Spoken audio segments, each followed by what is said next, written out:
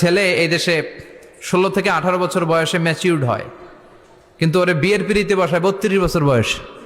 তো বাকির বছর ও কি আঙ্গুল চুষবে? কথা কন, কি করবে? ও যে পাপ কাজ করে, ও যে পর্নোগ্রাফি দেখে, ও যে মাস্টারবেশন করে, এগুলোর পার্সেন্টেজ গুণা মা বাবার আমল নামায় আছে না নাই? মা বাবার এত সহজে পার পেয়ে যাবেন না। ছেলে মেয়েগুলারে সময় হলে বিয়ে দিয়ে দেন।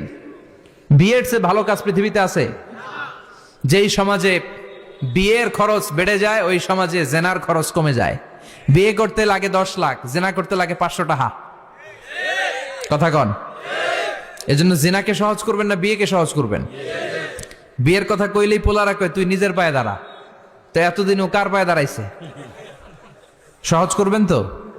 আল্লাহ তুমি বোঝার তৌফিক দাও। এরপর আল্লাহ বললেন, আমি মানুষকে শুধু আশরাফুল মাখলুকাতি বানাই নাই, আমার খলিফাই বানাই নাই। মানুষের চেহারাটা শুধু আমি সুন্দর করে দেই নাই, গোটা বিশ্বের মধ্যে মানুষকে আমি সবচাইতে শক্তিশালী করেছি। সবচেয়ে শক্তিশালী কে? মানুষ। চিল্লায় বলেন শক্তিশালী কে? আল্লাহ যখন পৃথিবী বানালেন, মুসনাদে আহমদ ইবনে হাম্বালের বর্ণনা, পৃথিবী কাঁপাকাঁপি শুরু করলো। খালি কাঁপে, খালি কাঁপে। পৃথিবীর কাঁপাকাঁপি বন্ধ করার জন্য আল্লাহ পৃথিবীর মধ্যে 7টা টেকটনিক প্লেট বসিয়ে দিলেন। 7টা পাহাড়। 7 tectonic plates creates the mountain range on earth. وَجَعَلْنَا الْجِبَالَ أَوْتَادًا। পৃথিবী কাঁপতে শুরু করলো সৃষ্টির পর। পৃথিবীর কাঁপাকাঁপি বন্ধ করে দেওয়ার জন্য আল্লাহ পৃথিবীর ভেতরে পাহাড় ঢুকিয়ে দিলেন। পাহাড় পেরেকের মতো গেড়ে দেওয়ার পরে পৃথিবীর কাঁপাকাঁপি বন্ধ হয়ে যায়। সুবহানাল্লাহ। ফেরেশতারা অবাক হয়ে বলে, মাবুদ, পৃথিবীর কাঁপাকাঁপি বন্ধ হলো কেমনে? আল্লাহ বললেন, ও ফেরেশতারা, পৃথিবীর মধ্যে আমি পাহাড়কে গেড়ে দিয়েছি। পাহাড় গেড়ে দেওয়ার কারণে পৃথিবীর কাঁপাকাঁপি বন্ধ হয়ে গেছে।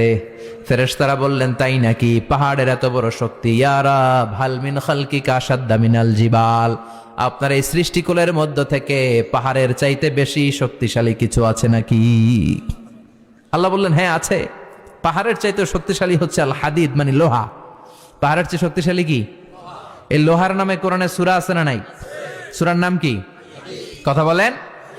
وَأَنزَلْنَا الْحَدِيدَ فِيهِ بَأْسٌ شَدِيدٌ।